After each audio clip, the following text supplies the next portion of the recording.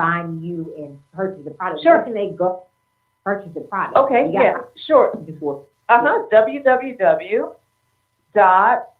R-O-Q, dash innovation. There's no S on that. So innovation.com.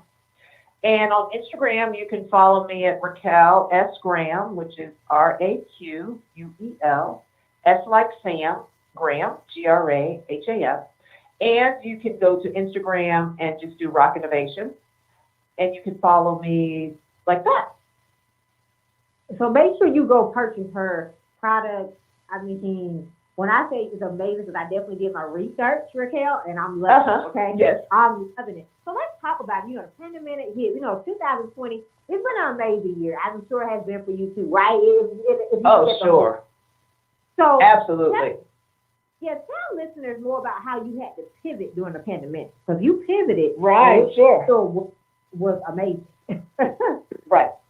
So what happened immediately, I was in the middle of a new product launch called Handy Lights, which is a hand wrap that has lights on the pointer and the thumb finger. So basically, it's a wrap. So it's like hands-free lighting again. And we were in the middle of that launch, and we got the shelter in place. And so I had to shut everything down. I shut everything down. I had to furlough my workers, all business ceased because I couldn't work, right? We had shelter in place. Couldn't come out of the house. So I had to think about, what my next steps were going to be. And so I contacted when I first started, I began manufacturing here in Illinois. And I said, let me, in Chicago to be particular. So I said, let me contact that factory and see if they're making masks, if they're even open. And the first time I did, I couldn't get an answer. And then a couple of weeks later, I called. And so I reconnected with the owner, and I started making masks. And when I tell you, and really high quality, beautiful masks that were washable. And when I tell you, it took off and it kept my company more than afloat. It was a great Band-Aid until society got figured out, until we were able to come back to work, which wasn't until, I think, June-ish is when I might have started going back into my warehouse. So it was, it was definitely difficult, but I knew, when the pandemic hit, the one thing I would say is that in any kind of situation like that, there's always opportunity. There's never a situation where there isn't an opportunity to make money. You have to figure it out. The worst in times, the downtime, somebody's making money, right? Just like in this time period, some of the companies seeing the push are people are cooking at home. People are decorating their houses. So those companies they can't even keep up, right? So you really have to look at the market and see what will people need. And as I don't think, especially where we are today, but I think masks are going to be around for quite a minute. Yeah. Into 2021. And quite frankly, to be very honest, I don't have a problem with them. Now that we know all the germs that right. that goes right, all the droplets floating around without them, I'm totally okay with it. So so that's really, and then so now we're back up and running. I was fortunate enough to I applied for quite a few grants, et cetera, and I did get them. So that helped, and I was able to get my inventory, and so I'm back up. I'm back up and running, and I brought my staff back. But in times like this, it can be mind over matter, and you really have to believe and work hard to find the solution, and find an alternative, because what you were doing at the time was probably fine, but with the time change, so you have to pivot your business to make the opportunity, to make it work. I love it. I love it. I love it. And let's go deeper into this. So, what are some strategies you would like to share with business owners who are looking to launch their products on a national platform? Because I know that's what you're very passionate about, is sharing how to help other people get there. Right, right. Well, there are different levels to that question. So Hmm. the first level of it that I would say, because I do help a lot of, I help anybody who asks for help. So I can save you time, the time that I've spent finding contacts or doing things and it may be wrong, or here's a better way to do it, or if I can shave time off. I share my information. I don't have any qualms about that. So I mentor quite a few businesses. However, for those that are just starting out, what I always say is that if you have an idea or whatever it is, it really does not matter what it is. What I find is a lot of people live in their head, right? So my first piece of advice is always to do something tangible every day toward that goal. If it's about Hmm. launching a product, you need to get it off of paper and get it out of your head and start.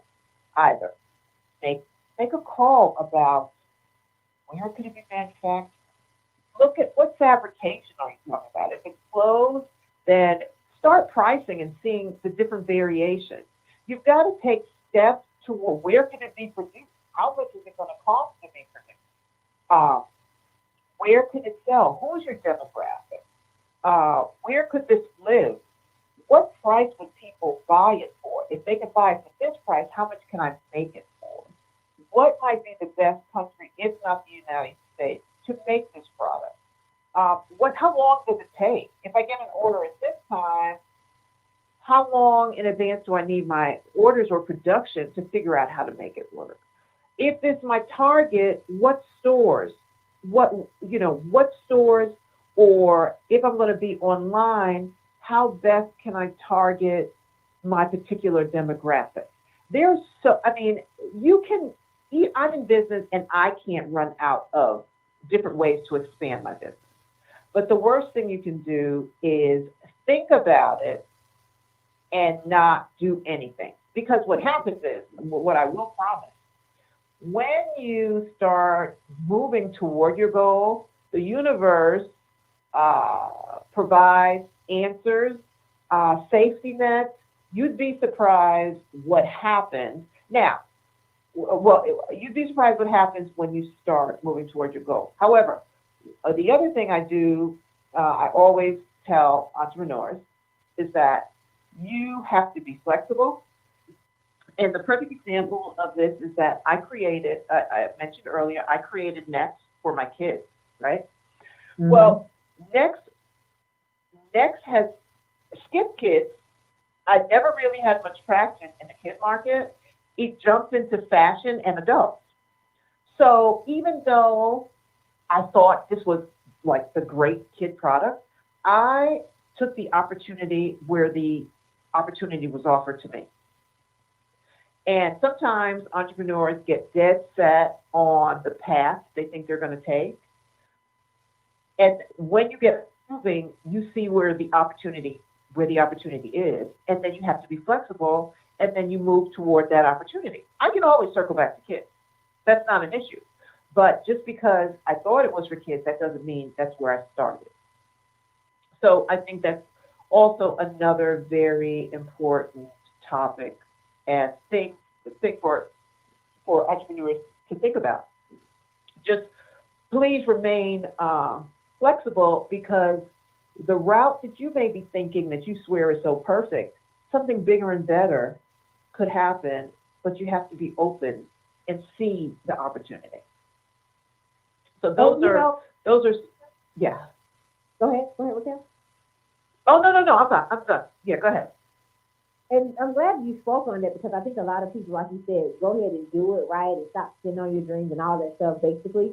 And so Yes. I think a lot of people are waiting on things to go back to normal. Things might not ever go back to normal, but you got to learn how to, like you said, uh, be Adapt, able adjust, pivot, all of it. to. That's part of the skill. I mean, that's part of being an entrepreneur. Being an entrepreneur is insanely difficult. It's insanely difficult. Every day is something new. You are doing things that you may not have ever done on a regular job, but there's nothing in I have a rule in my company. I don't hire anybody for anything if I haven't done that job myself. So that means shipping, packing, weighing, doing boxes, you name it.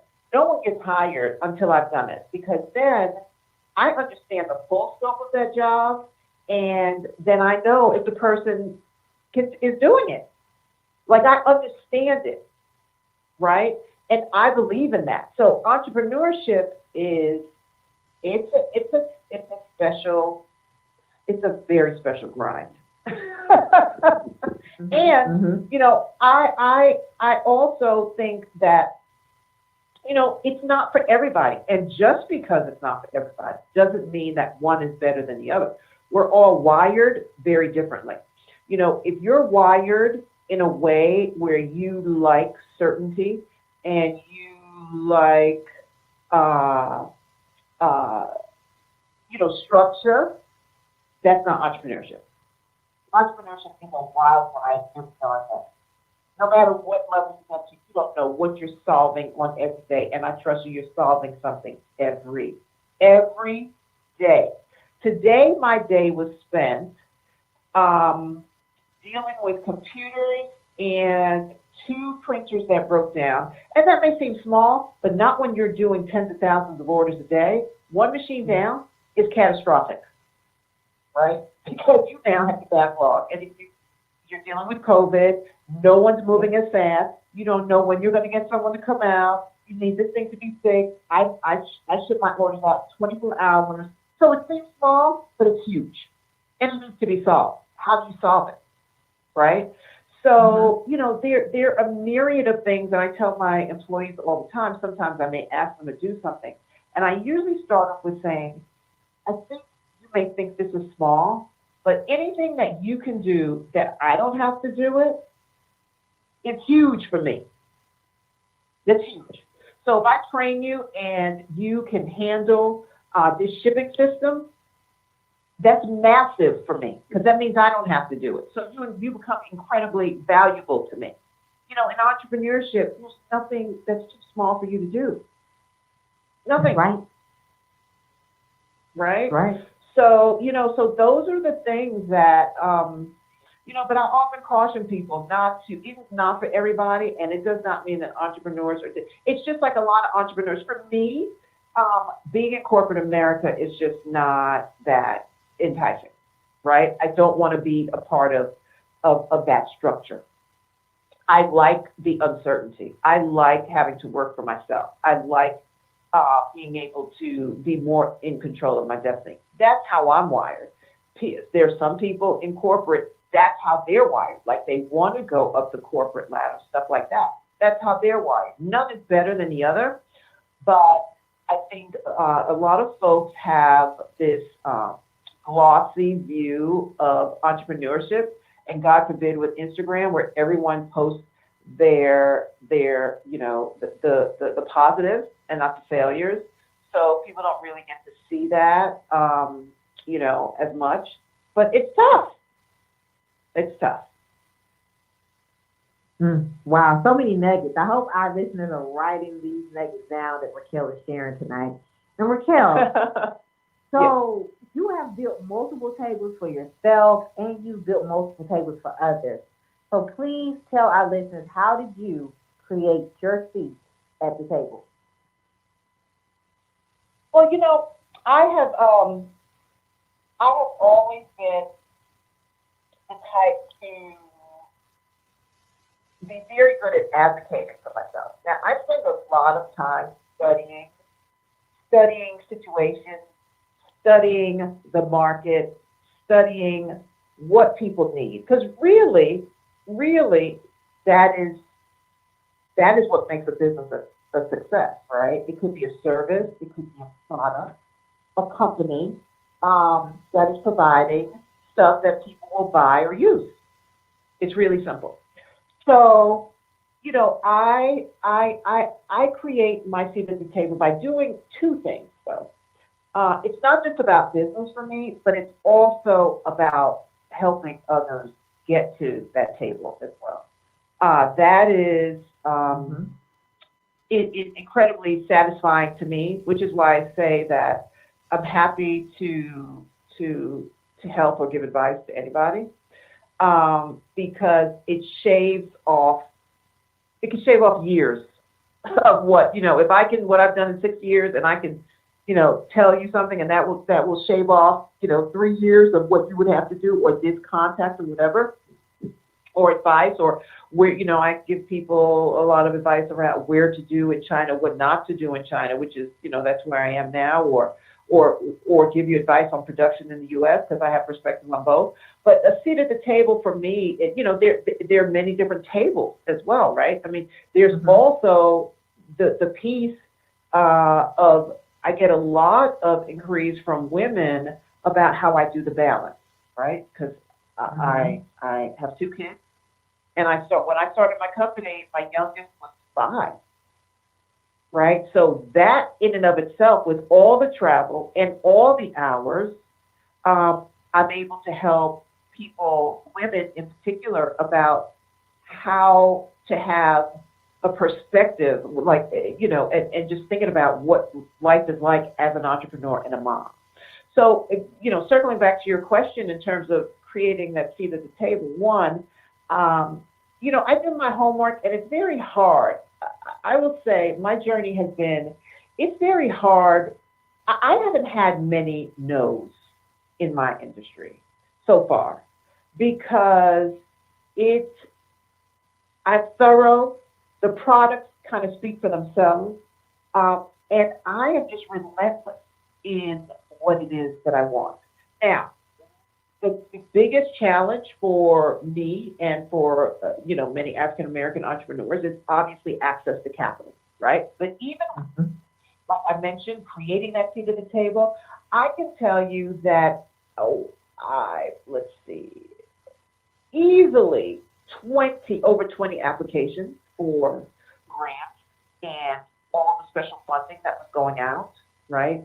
That was being handed out during the pandemic. That is a form of creating, your seat at the table as well, by accessing these funds, making the time. That was so incredibly difficult, because anybody who knows what it's like to apply for a loan, imagine times 20 of that during a pandemic where there's nothing but chaos on the bank side, the regular side. I mean, but you have to, in creating a seat at the table, you really have to be laser focused on advocating yourself, your company, relentless, right? You do the homework, and your work and everything speaks for itself. But here's another secret about that, though. Just like anything, I think it's really important, and this is very tough to do. I think it's very important that people really carve out what a seat at the table looks like and means for them. It's the same thing. It's the same. It's the same philosophy I have about balance. Same philosophy I have about having it all. You can listen to a variety of people, which you should, and then you take pieces of what works for other people that could work for you. Because a lot of what I may have done and what works for me may have been successful for me, but may not work for you. But you can get my mindset, you can understand my vision, et cetera, and then apply it to you. That's when it becomes successful, right? So relentless is something that you can take and apply it to how you can be relentless. How does that fit your personality? How does that fit with where it is that you want to go? Does that make sense? Absolutely. Yeah. So those are some of the, the key things I think about, because the seat at the table for me, on which table, may not be what it is for you, right?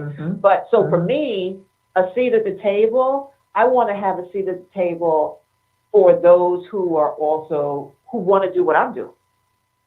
right? I want a seat at their table, like they want a seat at my table. Because for me, reaching back is important. So that to me, that's a table, right? And that's where I'm going to make space for myself. Even if I'm not invited, I'm going to. If you're not invited, you're going to build your own table, right? I love it. That's right. That's right. That's it. I love it. And so I know your journey, everybody see the accomplishments, right? But some people don't see the process, and the process is the most important part. So the process is the most important part. Yes. Yes, ma'am. And what did failure teach you on your journey? What did what? What did failure teach you on your journey? Well, once you get over once you've been an entrepreneur long enough, you realize that's part of the journey. And what I will say is that after 6 years, how I'm built now and how I was built when I started, completely different. So disappointments don't rattle me like they used to at all. If I don't get something that I want, I know something else is coming, or I'll create an opportunity for something else. It doesn't, a failure or a no or it didn't go exactly the way it's planned. That's just how it is. The important thing is to develop thick skin to realize, one, it's not personal, even if it is, right? You have to keep moving. If you got to bob and weave, you have to find out how to get to where you want to go. And that's just, the failure will always just teach you. And, a lot of times the failure is not even that you did something wrong. Look how many businesses are going to close now during the pandemic. Restaurants, what could they have done? Nothing.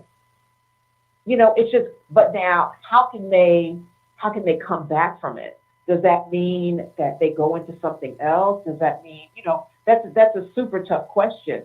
But failure is, it never feels good, but what it does for you is priceless. It's priceless. And you'll learn from it. It never feels good though. So don't expect like, oh, I failed and you're doing the skip and a dance. You're not. But you will, if you can dissect it, and sometimes when you dissect it, you will see that it really, a lot of it, like I said, with say restaurants or a pandemic, it has nothing to do with you. But what is going to have everything to do with you is how you bounce back. How you bounce back. I love that. So what did success teach you, Raquel? Because you're very, very successful. What did you say? What makes what? What did success teach you? Well, I still have so many bigger goals. I think I'm on my way. Here's the other thing about being an entrepreneur. You're like really, and this is the good and the bad part, depending on who you ask. But my goals are so big that, if there's anything I could say that I could do better is to stop and smell the roses. But a lot of entrepreneurs, we just have like this unrelenting, never-ending desire to just like keep going. So we make a goal and then we set like a bigger goal. So there's really it's just, there's no room to rest. You know what I mean? Right. It's just like, okay, so you set goals and then you smash them and then you're like, okay, great. Now I want to, I want to do this. And then, so you're tortured getting to that, and then you smash that, and then you set the next one. And so, so I'm very proud to have created this business, to have made it this far, because, many businesses fail like 5 years and younger. I'm happy to have made it and looking good through the pandemic. I think success for me, though, I'm most proud that I was able to do this, meanwhile having a family and having the flexibility to raise my kids And what that meant is unending work hours, but it afforded me the opportunity to go to every tennis match and football game and, that stuff. And that's where I'm saying, success looks different for everybody, right? So success for me was to be able to make that balance. Now, there was never an instance where if there's an event and there's a game, where do I go? I go to the game. I go to my kids' stuff, right? And that's for me. Whereas that may not be for everybody. And that's where you define balance differently, success differently. You know what I mean? It's kind, it's particular to each person.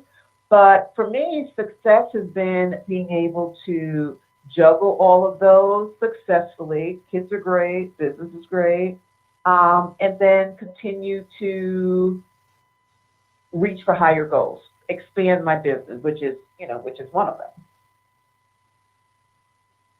Amazing. Well, super congrats on all your success, Raquel, because I mean, it is amazing. Thank you. Like I said, I mean, just all of the great things that you're doing. So I hope our listeners have really written down, the nuggets that you shared tonight to really help them get there too, right? To help them launch those Right. products. I hope so. Yeah, yeah. Because you shared a lot of $1 million answers tonight. And so thank Right. you for sharing.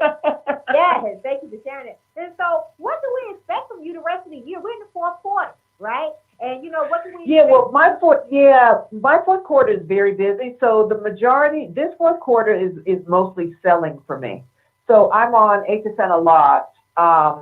And I'll be on Good Morning America. Actually, the product will be on in Q4. I'll be on HSN all December and November and December. So it's a lot of, this is holiday, so it's just mayhem. It's just crazy. This is high season for me. So, and then next year, what I'm hoping to do is launch another 3 to 5 products to have on the market. I love it. I love it. And I know, do you have any advice for people for Black Friday? I know this is your, season with products. So do you have any? Well, Black Friday is so different this year because they're moving Black Friday. They've already started Black Friday stuff. I mean, it's just crazy. Yeah. The only advice, and this is not really business advice, this is just life advice. What I have found is that my computer broke this past weekend, and if I was having it shipped to me, I wouldn't have been able to get it for like 3 weeks. And this is with Apple. Okay. Now, so what I did was I actually changed what I wanted so that I could get it picked up in the store. And that was immediately a flag to me that people need to get shopping right now. Because everything's going to be digital. I'm sure there are going to be some Black Fridays in the stores, but who wants to do that? Who wants to go through that? Right. So I would honestly, strategically figure out that list and start now, because the whole world is going to be, stressing Amazon to get it there at a certain time. Good luck. I'm telling you, I've been dealing with shipments from China and logistics from California, and COVID, there's less staff, transit times are going to increase, volume is going to increase. So you can expect those delays. Now, of course, I want all those problems for my business. I want people shopping. But for Black Friday, that is, and get out there early if you're a business owner, to do your digital advertising and stuff like that, because that's really where eyeballs are going to be. And like I said, reading the market, that's what you want to do. You need to read the market. Where are the eyeballs? If they're not going to be in the store, if they're going to be online, then you shift your strategy there. So write it down. Get started now. Get started now for our listeners that are listening. So would you please tell us, Raquel, how can we follow you one more time? How can we follow you, support you, book you on all social media platforms?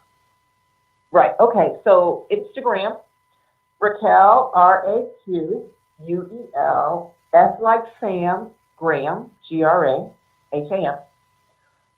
That's one. Q on Instagram, Rock Innovation, ROQINNOVATION. On Facebook, Raquel Graham, and there's Rock Innovation on Facebook as well. And then for my website, it's www.rock-innovation.com, ROQ-innovation.com. So please follow and support Raquel. She is definitely somebody to know. Yes. That's the book her. I would appreciate it. Yes. Yes. So Raquel, thank you so much for coming to the table tonight. Thank you. Yes. And Thank you so much for having me. Yes, you are welcome. Thank you. Then thank you to your audience for listening. Yes. We enjoyed you tonight and can't wait for you to come back. All right, great. Thank you so much. You are Have welcome. a good one. You too. So I would like to take care. You too. I would like to give a special Okay. thanks to my intern, Sarah, from Tennessee State University, who is now a Tennessee State University alumni. I would also like to give a special thanks to my intern, Buncheria, for Winston-Salem State University. You all may follow me on Facebook at Dr. Ashley Little and on Instagram at _Ashley A. Little. Thank you. Thank you for tuning in to another episode of Creating Your Seat at the Table, where Ashley speaks with corporate professionals, celebrities, entrepreneurs, authors, and speakers who are transitioning or have transitioned to entrepreneurship.